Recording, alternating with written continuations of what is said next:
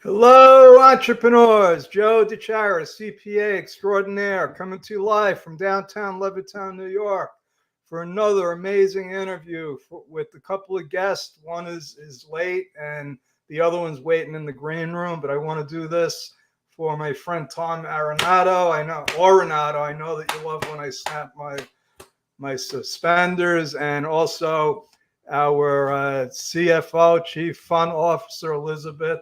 That was for Bella, so I don't want anybody to think that I forget about them. So this guy I'm going to bring on right now is a pretty interesting guy. He's got all kinds of credentials, but he's most importantly an entrepreneur. And you know, we love entrepreneurs.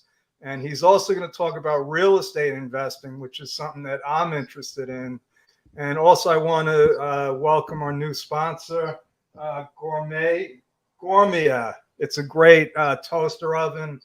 They just signed on this afternoon. I want to give a shout out to them. Hello, George. How are Awesome. you? Hey, Joe, how you doing? I'm good. So I have to tell you, I really enjoyed your interview of me on your podcast, and feel free how to. Well, before we leave, I'll have you tell people how you get to that, just so that they can listen to the podcast with me on it, because that's important. But you guys, I had a Absolutely. lot of fun with you guys. That it was a Well, we really good. appreciate you coming on the show and sharing some of the knowledge that you share with our listeners. We thank you for having us on the show. Obviously, Frazier's running a little bit late. That Miami traffic might have got him, but um, you know, coming onto your show and being able to share with your guests some of the knowledge that we have. Yes, that's awesome, and I'm really looking forward to hearing your words of wisdom. And so, what I didn't know that you were into real estate. You want to tell us a little bit about that? Your how did you get into it, and exactly what you're doing with it now? Sure, absolutely. I've been in real estate now for 20 years. 20 years this year. I've been in real estate.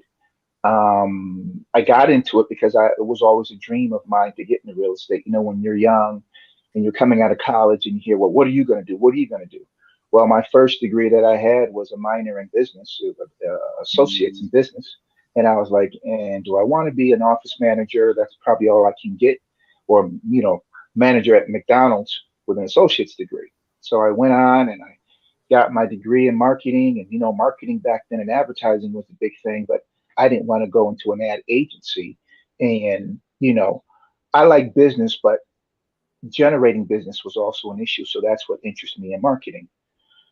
And then got that. And while everybody was in school, because I went to school right down the street here at Keene University in New Jersey, and everybody You got was an like, really? MBA though, right? I'm sorry. Yes. Did you get an? I thought you got an MBA, right? You didn't Yes, I stop. did. I didn't stop. I'm getting to that part of it. Okay, sorry.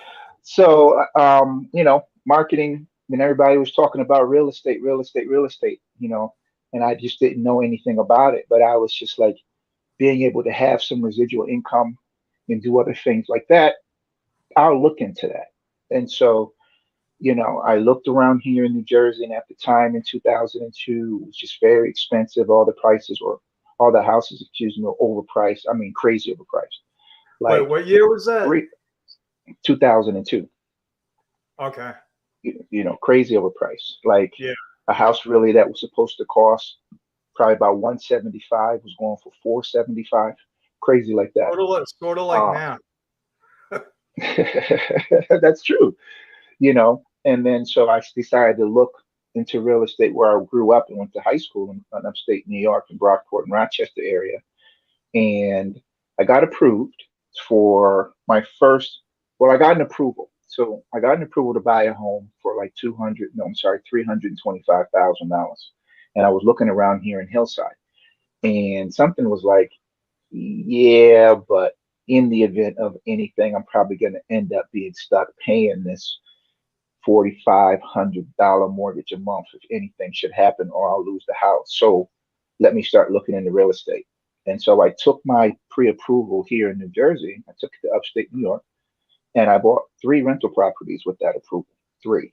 Wow. First one was 96,000.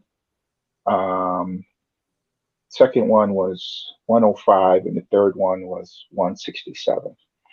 And that was bringing in, yearly income for me. So I was comfortable with that. So wait, let me get this straight. You went from you were going to buy a house to live in. In New Jersey. Yes, in New Jersey. You decided, no, you're an entrepreneur. That's something like Right. Robert Kiyosaki would have done. Oh yeah, I mean, because my wife, well, this is what I knew. Here's the thing, and I'm not saying this works for everybody. I'm saying that this worked for me. I knew that if I told my wife I had gotten approved for $325,000, she would have wanted the house for 350. Okay, I knew that. I knew that when it came to the mortgage, I was going to be the only person paying the mortgage. I knew that. Now, I'm not saying that's a bad thing. I planned on buying a house. I planned on paying the mortgage anyway. Okay. So I'm not saying that's a bad thing. What I'm saying is I wanted to make sure that if God forbid anything happened to me, that there was more coming in than just me providing. So that was what I really started looking into real estate and things of that nature. And so, So like I said, you had I bought. positive cash flow right off the bat. Yes, all the houses, the three houses that I bought completely 100% rented. So as soon as we closed that very next month, I had rental income coming in. Wow. And so I took that rental income and I just stacked it. And the mistake that I made, and I always say this, was I was supposed to buy two more places of property with that same pre-approval. Okay. But I was like, it's 2007 by now. I don't know anything about property management. Let me just take my time and get through these seven doors. And then I'll buy these other two duplexes and I'll have 11 doors. Well, that was November 2007. Uh, January 2008, as everybody knows, bottom went out of the market, boom, and we basically never recovered. So I lost that. So I always say it's a loss, but but looking at what I went through managing these seven properties and learning, actually I wrote a book about it, as you guys know. It was probably a good thing that I didn't buy those extra two properties because I probably would end up losing them at some point in passion because um, I didn't know anything about property management. When I started, Quora wasn't a thing, Reddit wasn't a thing. It was literally blood, sweat, and tears of what somebody told you in Wow. managing a property. I went from inheriting, should I say, a one-page lease that they gave me at closing, and today my lease is 12 pages long, just from incorporating everything that I've been through with tenants and making sure that I'm covered 100%. So it's definitely a big, big, big learning curve and learning experience. But I would tell everybody it's the best thing that I've ever done because I'm comfortable now knowing that if anything should happen to me, my wife and my kids have rental income coming in. And I just called the mortgage company the other day and they were like, you have 14 years and 8 months left on the mortgage. I was like, really? I'm going to get that done in the next 24 to 48 months. You know what I mean? So once those are free and clear, that'll be additional income coming in, it'll be just around the time that my son gets ready to go off to college anyway. So that'll be a big boost. I like your motivation for that because you wanted to make sure that your family was provided for. Uh, I never really heard people going into real estate for that, but whatever your reason is, and it works, it's good. And also the fact that you weren't perfect, you made some mistakes, but you learned about them. You learned from them, and Oh yeah. everything happens for a reason. I just got done telling my team that we have lessons. They're painful, but if you think about it, prices might have been really, they were probably high in 2007. So you might have bought something that wasn't worth what it was, a couple of years later. So who knows, I did. I did. My townhouse I bought. Okay, so that's what the second part of that story. I bought a townhouse for my wife and I to live in. We didn't have any kids at the time, right? So obviously, when I started buying all this real estate, she asked me where I'm getting all this money from. And so I finally came clean and told her I got the pre-approval for 325, blah, blah, blah. But she was mad because I bought a townhouse in Irvington, New Jersey for $110,000. There was a 2-bedroom, 1.5 bath, 1-car garage, central air. We had laundry facility. It was off-street parking. It was everything that we needed as a couple with no kids. Okay. What I tell you in the beginning, I knew that if she knew that I had been approved for 325, she was going to want every bit of that 325 to put it in a house, not a townhouse. Yeah. Yeah. So that was my burden to bear and make reparations for the last 15 years, because she never really forgave me until we moved into this house that I live in now in Jackson, New Jersey, some 7 years ago. So your friend just showed up. I guess he got out of the traffic in Miami. He's shaking his head. I'm going to bring in on Frazier. Frazier. What's going on, everybody? Frazier? How y'all doing? I saw you shaking your head down there. Why are you shaking your head? Oh no, I was saying, whoa. Been there, done that one. Yeah. Hey, Frazier. So Hey, I'm sorry to hear you got stuck in traffic. You were burning some gas, and I don't know about you, but where I am, it's like $5 a gallon now. I'm walking as many places as I can. That makes two of us. We got a motto now. You never go past one notch. Yeah. So believe it or not, what we started doing, not to cut you off, Jules, we started carpooling. So we've just been splitting it because we have kids. Yeah. Yeah. Oh, if you have kids, you're driving all over the place. So, yeah. Oh, yeah, especially with athletics. Yeah, my parents told me to either walk or they got me a bicycle. So I walked. So Frazier, we heard a little bit from George. I like to keep these interviews like less than 30 minutes, so we're a little pressed for time. Only because people don't watch long videos anymore. You know that. Yeah, trust me, I know. So your description, my team had all this stuff about George being an MBA, an entrepreneur, real estate investor, and all I got it from you is that you were a really cool guy. It's so much stuff to write. It should be so much stuff to write. I don't think nobody can read past the first 5 paragraphs of anything either. That's true. That's definitely true. So I only got the first sentence. I heard 4 or 5 seconds, but I mean, short story. I have a bachelor in business management and marketing. Also, I did real estate investing. Like that's how I met George. Matter of fact, doing real estate investing. I ran my business. I had a personal training business for a while. Also, I trained opposite. I didn't train martial arts, but I trained kid athletes, young athletes, football, basketball, whatever that I trained them in that. I also did now media, movie, films, editing. I did some acting a little bit here and there. Sales, marketing. I did put a lot of stuff on my life to set myself up where I can widen my horizon, to say, make myself marketable, as they say. I think that's true for most entrepreneurs. We find that we dabble in a bunch of different things. I know I did. I wound up right back where I belonged every time, back in accounting. Yep. I didn't realize that I can create my own type of accounting firm. And that's what I did. I have a different kind of accounting firm. So what do you focus on now? Is it the real estate?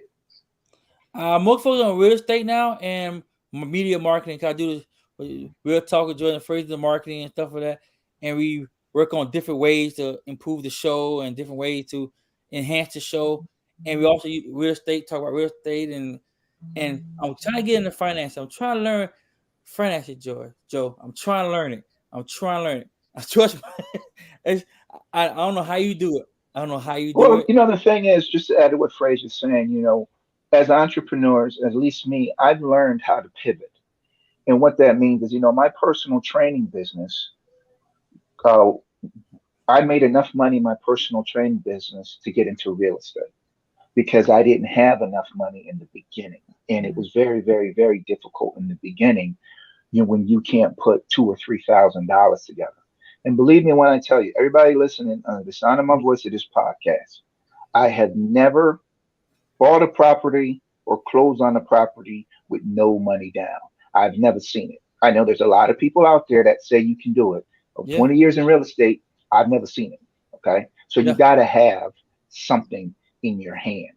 So understanding that and saying, okay, because I'm also in martial arts. As a matter of fact, I'm getting ready to teach class in 30 minutes. I've been doing martial arts for 34 years.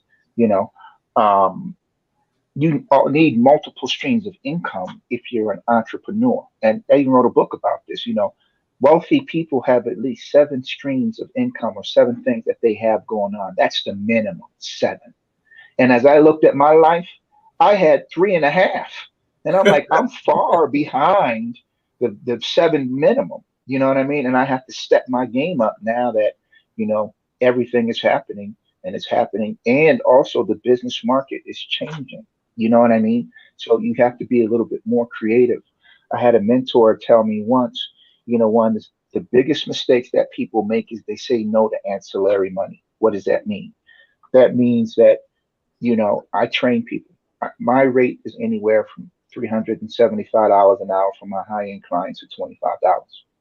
I haven't seen $25 an hour since I started personal training 27 years ago. But why do I still go pick up that $25? Okay, because now gas in New Jersey is at $4 and some change. Okay, so I can't sniff my nose up at that ancillary money. Now, do I sit there and put a lot of those group sessions together so I'm doing them all at the same time? Yes, I'm working smarter. But being able to understand how to pivot and being able to say yes a lot of times more than saying no has benefited both Frazier and I, you know, in our quest. Because as entrepreneurs, and you know this, Joe, when you're an entrepreneur, you're the janitor and you're the CEO. Everything stops with you. Oh, You know, oh, you got to generate money. You don't get a W-2, and that's difficult. yeah. So I hear what you're saying, and what you're doing, I think, is sort of like what I'm doing, which is making your services affordable. And I like that because you know, people want to do stuff. Not everybody's got deep pockets, and any way that we can do that as entrepreneurs is commendable. So, Frazier, how did you get into real estate? George already told us. And also, how did you guys hook up and become partners? Well, it was thought I did back there. I was, like George said, I was searching for a deal. So I was searching for a deal, I got it one deal in New York. To me, it was the greatest deal ever. I'm talking about it was rocking. It had a duplex. I'm talking about one side needed to be fixed up, one side rented out. I'm talking about income was already generated. And I talked the guy down to let me have it for $5,000. He owed money on it. But what I found out was in New York that you can't negotiate taxes. You have to pay it all at one time. Once you see possession of that property, now you also become the debtor of that property. Mm-hmm. Whatever come behind Isn't that why they have title companies? Oh, here's the thing though. The title company has it, but what the title company told me was that they told me they can negotiate it down. Because they had a lawyer that can do it for me. That was they guaranteed. When I was talking to George about how I was trying to get George to get on a deal with me to get it, and George told me, no, that's not a good deal. Walk away from it. You cannot negotiate no New York taxes in any state of New York. Give it up. It's not working. No lawyer can do that for you. So we started talking. Before you know it, George says, no, what? I got a better deal for you. Let's try it this way. Let me show you this way. So we started exchanging information, going back and forth. And we got close over a year. We got really close. We started talking more. Instead of being a friendship, it became more like a family member. Like you talking to a family member. Right. We looked at each other. He looked out for me. Something happened. So it became we grew a good bond. And that's a real estate brought us together a lot. Like I say, I learned a lot. Like Joy was saying, they don't such thing as no money down. I've tried. I've had probably maybe $100 down, or I found probably distressed a little bit with they owe. But I learned that a lot of people sell low because they owe a lot of taxes. Mm-hmm. Like I had found a property at low at $50, but you owe $25,000 in back taxes. Yeah, but you're not going to close with no money down. You know that I understand. Exactly. There used to be a guy, Carlton Sheets. I remember growing up. This guy was, I could show you how to buy houses with no money down. And, you know, it's possible. You got to get the right situation. I mean, but you're not going to go into that with no experience. No. You know, and that's what they make it seem like. But, you know, yeah, thanks for saying that, because the truth is, it's the truth. Yeah, you got to go. And it sounds like George saved your skin there. So. Oh man, he saved my skin, and I learned so much from that situation. it helps me when I go on a deal, look at deals now. I actually take time to evaluate the deal. I have a checklist, what to do, what it is, OA, how it is it old taxes on, any back taxes on, can I negotiate the And taxes? then Joe, he goes, George, what do you think about the deal? I'm the last stop. He'll do all that, then he'll be like, what do you think about the deal? Exactly. That's good. It sounds like he's doing all the legwork, so that works. I'm telling you, you like we are now at a point where we know what each other think. So if I know he know what I think is a good deal, you like this, Frazier, not Frazier. Think about it now, Frazier. When I told you the first time I met you, Frazier, I'm like, dang, all right, good point. Walk away. But that's why he prevented from losing a lot of. Yeah, because you know what it is. Frazier's is a number person where he only looks at the number, and there's nothing wrong with looking at the numbers. You have to look at the numbers. But I'm not just a numbers person. I'm a value add person, and I'm also looking at other things just besides the numbers in the deal. Because if that was the case, building a portfolio just looking at numbers, anybody can do it. But like we were talking about, a lot of people in back taxes situation or foreclosure situations, that's a different thing. Yeah. Then you have, this thing that they were pushing, short sales. For a long time, I think 7 years ago, everybody was pushing short sales, short sales, short sales. That's a whole beast in itself. I have a story about a short sale where I lost a deal because of $12,000, but it was more than that when it came to it, so to speak. But they tried to get me for $12,000. It was a short sale. You know what I mean? So I mean, it's just so much. What a short sale is. So a short sale is where basically the bank will let you get out of your note to them for a specific amount of money. So if it's 450 and the bank says, okay, we'll take 395, they're shorting it 395. That's a short sale. So they're gonna let the seller sell the property to somebody for less than what they owe the bank. Exactly. Yeah, and that's a specialty. I have a friend that does a lot of real estate. He teaches it. He specializes in one thing: rundown houses. He'll buy rundown houses, fix them up, and sell and flip them. But he's got a whole crew of people. Like one person specializes in Airbnb. Another person specializes. They do daycare centers. They buy buildings and rent it to themselves. But every one of them has a different niche. Mm-hmm. So tell me about, do you guys coach people in real estate? Well, yes, when they ask. Yes, when they ask. I'm had a checklist because that's what people need. A lot of people want to get into real estate. A lot of people, like every entrepreneur, say, they think it's easy. And I spend a lot of time, I try to talk people out of going into business if I don't think they have the tenacity for it, because you do need tenacity in any kind of business. Absolutely.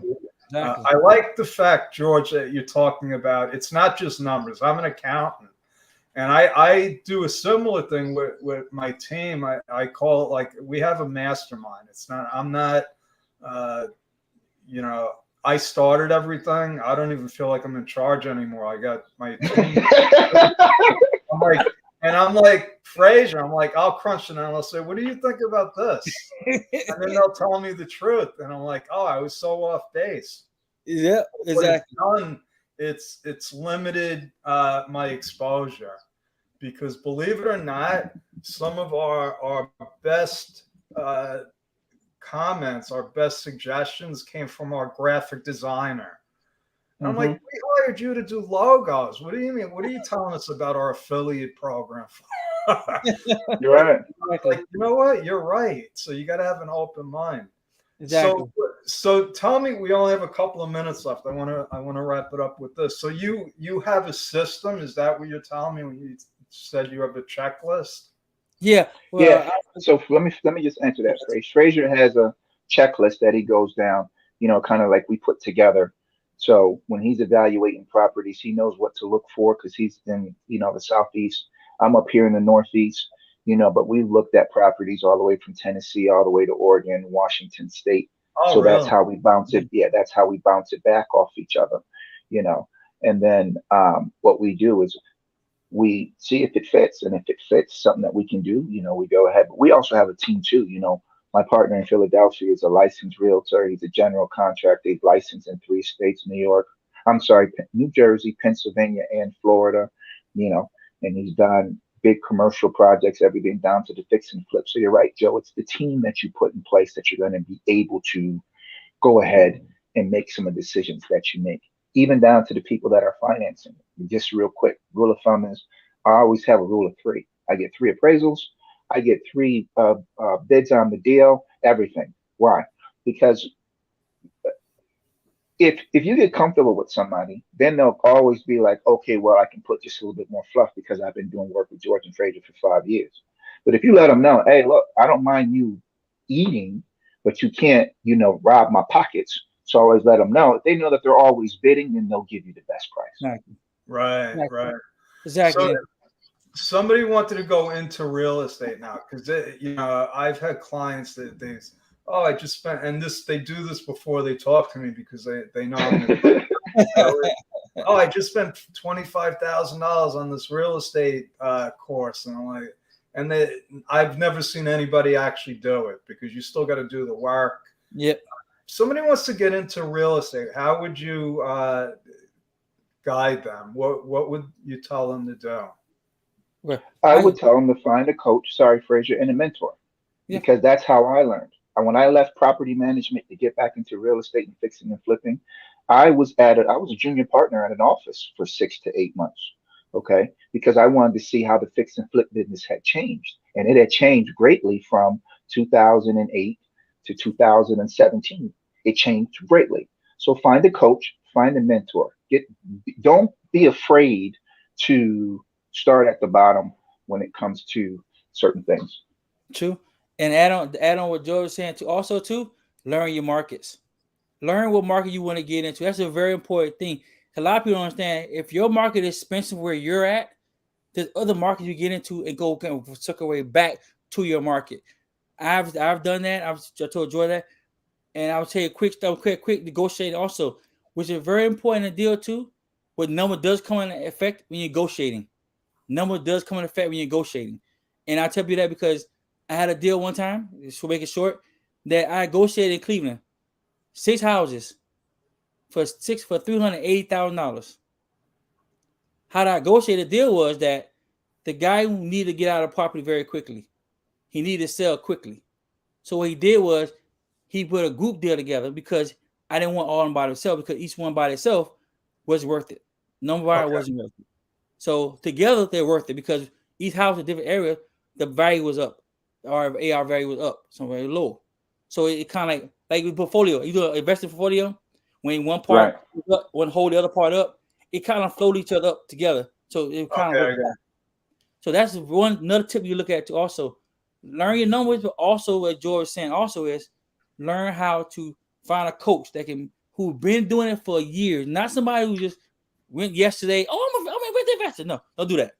That's how everybody getting, like you said, George and Joe, how the conferences, they tell you some of information, never all. You see what I'm saying? Yeah. Really quick, Frazier, I got to hop off. I gotta teach class, but Joe, I want you guys and your listeners to understand this. When you have a coach, make sure he's doing it. A lot of gurus are only selling you courses. They don't fix and flip anymore. Exactly. They make more money in a weekend selling you a course and joining their mastermind and their team than actually fixing and flipping houses. He has to be doing it just like you are doing it. Hey guys, I gotta hop off. I got some students waiting. But Joe, listen, I greatly appreciate you. So Frazier, it's just me and you now. Yes. So what are you guys looking for? Do you want to mentor people, and are you looking to just find investors, or did you just like going on podcasts? A little bit of both. I'll tell you, I like looking at explore each area. You never know what area, but like I'm a very good teacher. I can teach you, not make mistakes. So I love to teach. George is a number guy. George get down pat. George straight up. He also teaches very well, as though he mentored me. So I mean, and we use the podcast to help. And that's why I say when we use our podcast for informative information, help people not make mistakes like we done. Try to lead them toward the right direction, not all the time. But in the end of the day is you always want somebody who knows and been doing it and made mistakes in it. The old saying, you never learn but not making mistakes. Yeah. That's probably the best idea. But you want to learn from somebody else's mistakes. Exactly. So how do people reach you? Oh, with us, we reach out on our Instagram page. We'll talk with George and Frazier, or you reach us on our TikTok page. We got TikTok with Frazier F with an S, not a Z. And you also reach our Facebook page with George and Frazier podcast. That's also our Facebook page. George and Frazier podcast. Okay. And if you want to check out the show and chat whatever, we're on every platform from Apple to Drizzle to Google, Intune, Pandora. So we on a lot of different platforms. And like I said, our show is for informative information, help you in many areas. Like met Joe met you in finances. We have people to learn about marketing. So it's a very informative idea of show. So I tell everybody join in, learn, and keep going. Yeah, I was telling George, I really enjoyed being interviewed by you guys. You really, you got my juices flowing. You asked me all the right questions, and I was like, I wish everybody asked me these questions. Got right into the entrepreneurship mode, and I like that. So, any parting words of wisdom, Frazier? Oh, that definitely. One number thing is anything you do, get a coach or a mentor that actually knows what they're doing and doing what they're supposed to be say they're doing. You know how one have a person that doing something and he never bought a house in their life, or he never did a real estate deal in their life, trying to coach how to do certain things. And one thing also too is never be afraid to take a step of faith. Never afraid to take a step out of faith. You know? Awesome. Another thing is believe in yourself. Because if nobody has to do it, you gotta believe in yourself. Even somebody said you can't do it, if you're some part of you say you can, you can. And you all tell people, never set goals you cannot reach. Set goals you can always reach. Because as you reach them, you build up confidence and confidence and confidence and confidence. Yes. Awesome. Great information.